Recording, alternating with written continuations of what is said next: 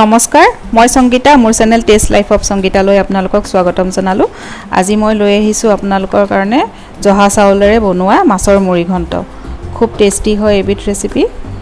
আজি কেনেকৈ বনালো মাছৰ মুড়ি ঘণ্ট তাকে দেখাম আপোনালোকক। আহক ৰেচিপিৰ ফালে আগবাঢ়ো। প্ৰথমতে মই দুমুঠি জহা চাউল লৈছো। জহা চাউলখিনি শুকানে শুকানে কেৰাহীত ভাজি লম। অকমান ৰঙচুৱাকৈ ভাজি ললে হ'ব।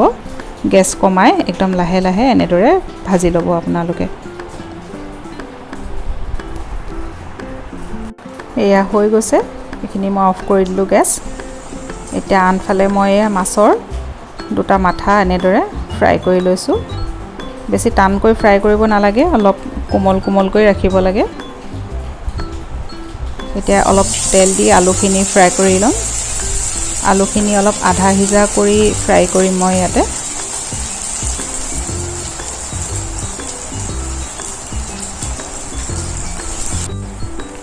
এতিয়া লাহেকৈ মই আলুখিনিও কেৰাহীৰ পৰা উঠাই দিম হাফ ফ্ৰাই হোৱাৰ পিছত।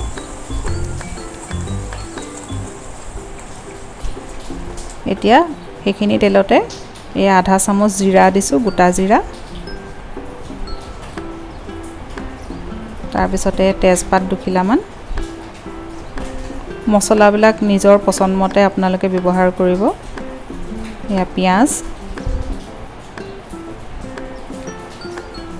বিলাহী যদি আপোনালোকে খায় বিলাহীও অকণমান দিব পাৰে।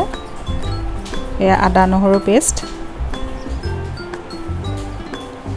এইখিনি খুব ভালদৰে ভাজি ল'ম এতিয়া মই।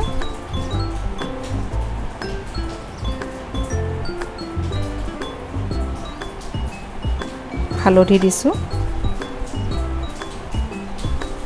হালধিটো তেলত দিলে খুব ধুনীয়া কালাৰ আহে। এয়া জলকীয়া দিলোঁ।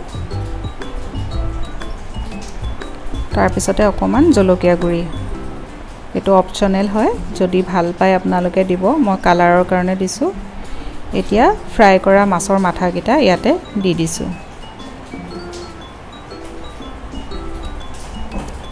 তাৰপিছতে আলুখিনি দিছোঁ, আধা ভজা কৰি ৰখা আলুখিনি।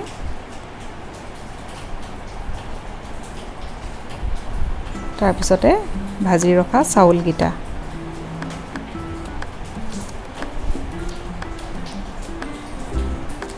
অলপ জিৰা গুড়ি দিছোঁ। আপোনালোকে আৰু গৰম মছলা, ধনিয়া গুড়ি এনেকুৱা ধৰণৰ মছলা যদি দিয়ে দিব পাৰে। মই খুব কম মছলাৰে বনাইছোঁ আচলতে। এতিয়া ইয়াতে অলপ গৰম পানী ঢালি দিছোঁ।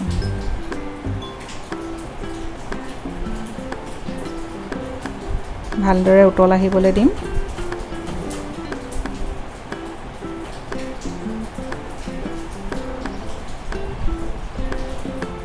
এয়া উতল আহি গৈছে ধুনীয়াকৈ। এতিয়া ঢাকন লগাই মই চাইছোঁ।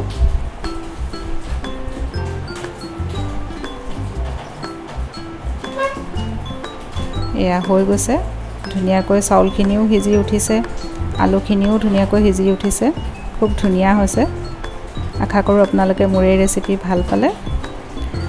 যদি মোৰ এই ৰেচিপি ভাল পালে তেতিয়াহ'লে আপোনালোকে মোৰ এই ভিডিঅ'টোত লাইক, কমেণ্ট, শ্বেয়াৰ কৰি দিব।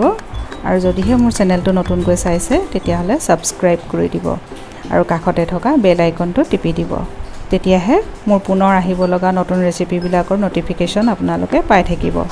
পুনৰ নতুন ৰেচিপি লৈ অহাৰ প্ৰতিশ্ৰুতিৰে আজিলৈ আহোঁ। ধন্যবাদ।